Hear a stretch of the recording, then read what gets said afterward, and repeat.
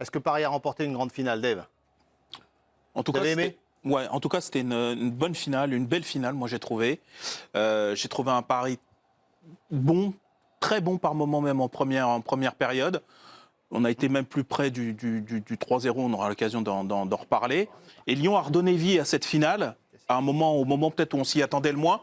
Et à ce moment-là, les débats se sont vraiment rééquilibrés. Il y a eu effectivement cette parade de Donnarumma. Il y a eu des situations lyonnaises aussi. Je revois encore Lacazette à un second poteau sur un centre de Benrahma. Moi, j'ai trouvé que cette finale, elle avait de la vie.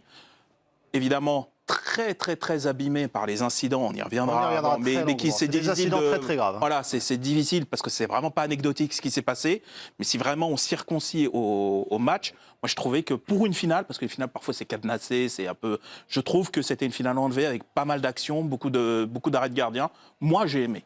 Et les supporters lyonnais, ça fait toujours mal pour les fans qui attendaient quelque chose. Vous voyez la vitesse à laquelle ça s'est vidé au Parc OL, où on espérait célébrer. Vous voyez image en direct de Jérôme Marier, le temps qu'on prenne l'antenne. On a pris l'antenne il y a combien de temps? 2 minutes. En 2 minutes, le stade s'est complètement vidé au Parc OL, après cette finale perdue donc face au Paris Saint-Germain. Régis, vous avez aimé, vous, cette finale ou pas? Moi, je l'ai apprécié. Ouais. Je l'ai apprécié. On a dit une grande partie des choses. Paris a maîtrisé totalement la première mi-temps. Lyon, à travers ce but, a redonné un intérêt à la deuxième mi-temps et au match, parce qu'on a bien vu qu'il y a eu des situations pour Lyon de pouvoir revenir au score. Il ne faut pas oublier que l'entame de match, le début du match, il y a eu des choses intéressantes. Il y a eu 2 arrêts importants du gardien de Lyon. Ils ont eu une situation aussi. Donc, moi, j'ai trouvé cette finale très agréable. On va demander à Giovanni qui est au stade pour nous, au stade Pierre-Mauroy. Giovanni, d'abord l'atmosphère au stade ce soir, Giovanni. C'était comment? Parce qu'on a eu très peur que ça devienne une soirée très difficile après les incidents qui se sont passés en marge de la rencontre entre supporters. Bonsoir Messaoud, bonsoir à tous. Pour ce qui est de l'ambiance, honnêtement, elle était d'une immense qualité, à l'avantage un peu des Lyonnais. Il y avait beaucoup de supporters lyonnais ce soir. Dans les 2 virages, que ce soit le virage parisien et le virage lyonnais, ont été à la hauteur. C'était une grande ambiance de finale de Coupe de France. En plus, cette acoustique, elle est quand même très particulière ici à Pierre-Mauroy. Elle est agréable. Maintenant, quand on pense supporters, on est forcément obligé de penser à ce qui s'est passé avant. Et là, c'est peu reluisant et c'est dramatique pour l'image du football et même un peu pour l'image de la France, je trouve, à quelques semaines des Jeux Olympiques. On aura le temps d'y revenir, bien sûr. Mais vu la manière dont c'était parti, effectivement, c'est une information importante de Giovanni Jo, que l'ambiance soit si belle au stade et qu'on ait pu assister à une belle finale. Déjà, rien que ça, déjà, c'est... Ah oui, bien sûr. De toute façon, nous, on aime parler de ça, de la belle ambiance, d'un match plutôt sympa à regarder. Par rapport aux autres événements qui se sont passés, c'est sûr que c'était pas évident. Et puis ça c'est dans l'enceinte du stade, ça s'est plutôt très bien passé apparemment. Et l'ambiance était agréable. Donc bravo déjà aux gens qui étaient dans le stade et bravo aux joueurs d'avoir aussi fait proposer un beau spectacle. Greg, je vous donne la parole juste après, mais sur la qualité du match, Giovanni, pour nos téléspectateurs qui nous rejoignent pour débriefer. Vous avez trouvé que c'était une très belle finale au niveau qualité, c'est ça? Ah ouais. Honnêtement, j'ai pris mon pied, j'ai pris beaucoup de plaisir. La première période très largement à l'avantage des Parisiens, mais la qualité technique, quand on voit la pauvreté des matchs qu'ils ont fait face au Borussia Dortmund, c'était intéressant de les voir dans ce registre-là. Ils ont été très bons dans le pressing, ils sont allés chercher très haut parfois les Lyonnais. Il y avait beaucoup de combinaisons. J'ai adoré la première période de Vitinha et de Fabian Ruiz. Honnêtement, les 2 milieux de terrain espagnols et portugais ont été étincelants. Et puis en seconde période, lorsque Lyon a enfin commencé cette finale de Coupe de France, voilà, j'ai aimé le côté combatif. Il y a eu des contacts vraiment très rugueux entre les joueurs. Ça trichait pas, c'était intense. J'ai pris beaucoup de plaisir. C'est rare sur des finales parce que parfois, je crois que c'est Dave qui l'a soulevé, c'est assez cadenassé.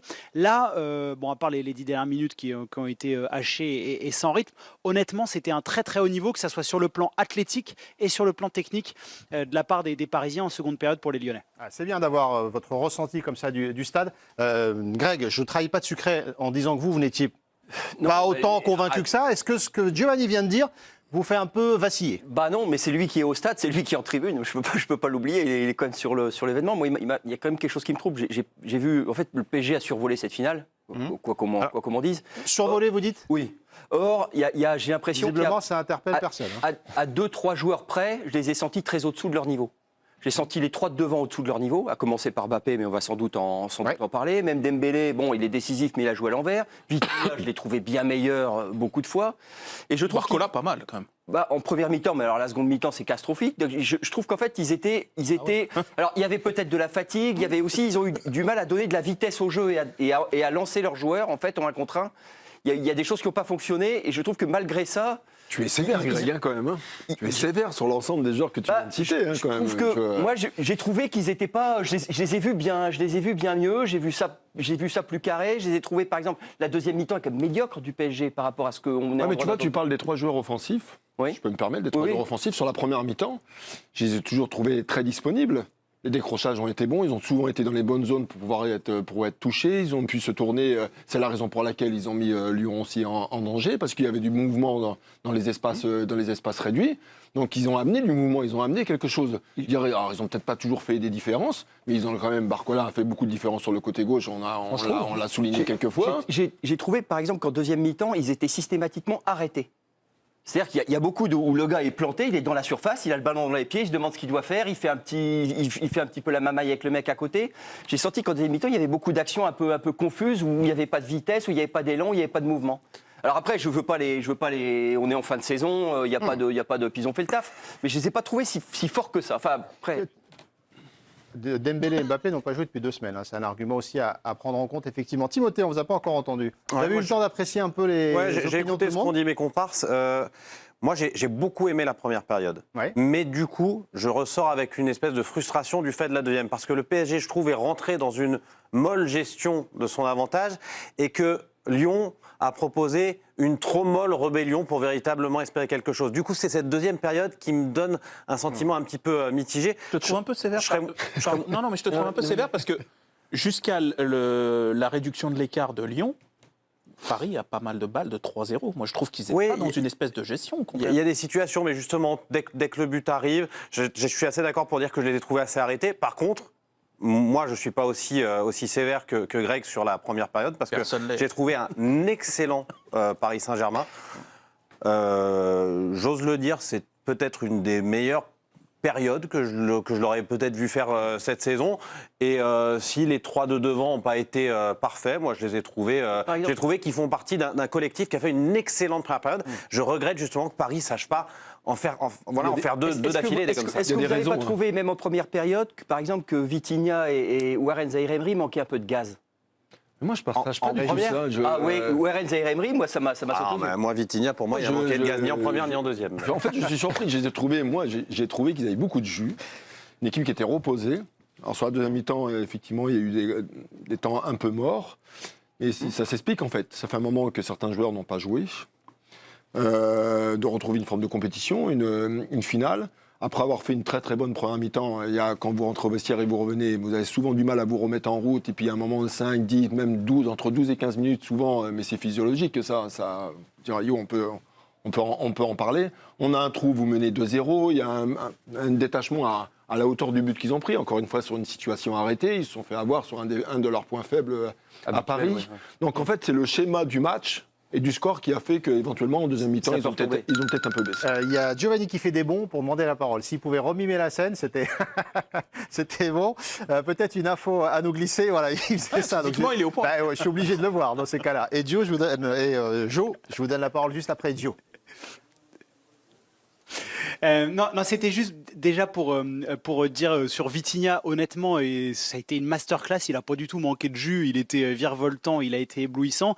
Dire que Timothée a raison d'oser, je pense que c'était la meilleure première période des Parisiens de la saison, sans l'ombre d'un doute. Ils ont été en maîtrise totale. Et ce que soulevait Dave sur la gestion du 3-0 et puis du 2-1, pour le coup, c'est Luis Enrique qui n'a pas arrêté en seconde période de leur demander de calmer, d'arrêter les transitions. Et je pense qu'à un moment, les Parisiens étaient un peu déboussolés parce qu'ils sentaient qu'ils pouvaient aller marquer le 3e but. Et dans le même temps, l'entraîneur espagnol n'arrêtait pas de leur dire calmez la possession, faites baisser le rythme. Je pense qu'il ne voulait pas qu'il y ait une folie lyonnaise qui emballe la rencontre. Il voulait de la maîtrise en seconde période. C'est important ça. Jo, est-ce que vous comprenez cette gestion? Il a payé cher cette saison, ce type de match ping-pong, qu'il n'a pas aimé. En Ligue des Champions, souviens du match de Milan et tout, où ça partait dans tous les sens et il sent que son équipe, elle est friable là-dessus. Vous comprenez ça, Jo, ou pas? Oui, de toute façon, c'est un peu sa philosophie aussi d'avoir la maîtrise sur le match. Il ne voulait pas enflammer cette fin de partie par rapport aux Lyonnais aussi. Ils sont capables aussi de mettre cette intensité qui peut leur permettre après d'avoir des espaces, et ils sont plutôt pas mal avec ce genre de match. Donc je peux comprendre, mais c'est vrai qu'en première mi-temps, il y avait une équipe qui était au-dessus, c'est le PSG, et on était proche du 3-0, voire plus au bout de l'heure de jeu. C'est vrai que ce but sur corner a peut-être un peu changé les plans, mais moi j'ai trouvé plutôt un très bon match de Paris. Mais Lyon, je ne trouve pas qu'ils soient allés chercher tant que ça cette égalisation. Même dans l'engagement, c'est vrai que j'ai vu... Quelques joueurs étaient dans l'intensité, dans l'engagement, comme Tagliafico, mais je n'ai pas trouvé que c'était l'ensemble de l'équipe. J'ai trouvé des joueurs qui étaient un peu en dessous, notamment au milieu, qui ont beaucoup souffert. Et je pense que c'est ce qui leur a manqué pour essayer de peut-être revenir à la marque. On y reviendra sur la finale, vous trouvez ratée ou pas de l'Olympique Lyonnais d'ailleurs, par rapport à cette défaite. On le rappelle, 15e Coupe de France pour le Paris Saint-Germain. Sur Vitinha, vous avez changé d'avis depuis tout à l'heure ou pas Franchement, non. Greg, J'ai trouvé il jouait souvent. il manquait de gaz, non, c'est ça? Alors peut-être qu'il était ciblé, ou il y a peut-être des choses comme ça, mais j'ai vu moins. Moi, c'est Ruiz qui a mis de l'ordre, qui a mis de l'intensité dans les duels. Moi, c'est surtout lui que j'ai vu. Après, je n'ai pas l'œil de Régis mais comme ça, il m'a semblé que c'était un peu moins brillant que d'habitude. Le Paris Saint-Germain qui gagne une grande finale, c'est un sentiment qui peut transformer votre vision du Paris Saint-Germain sur cette saison ou pas? On en parlera. Non. Enfin, tout repose sur le fait, et peut-être quand on y reviendra, il faudra se poser la question de savoir si on est en train de parler d'une fin de cycle, la fin du cycle Mbappé, ou si on est en train de parler du début de cycle Luis Enrique. Et si c'est le début du cycle de Luis Enrique, ça reste une saison plus que convaincante. Si on est à la fin d'un cycle, c'est peut-être un peu plus modéré. On va en parler longuement, évidemment, dans cette soirée spéciale.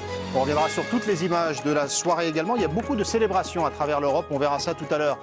Paul, c'est Dave qui vous fait rire? Je l'ai lancé. J'ai dit c'est à toi, là. Voilà. Ça a marché, visiblement. Une réaction de Ryan Cherki. Je suis déçu, je suis énervé, je suis fatigué. C'était le rêve d'une vie pour moi et mes coéquipiers. On n'abandonnera jamais. On revient de très loin. Les gens ne peuvent pas imaginer comment c'était dur.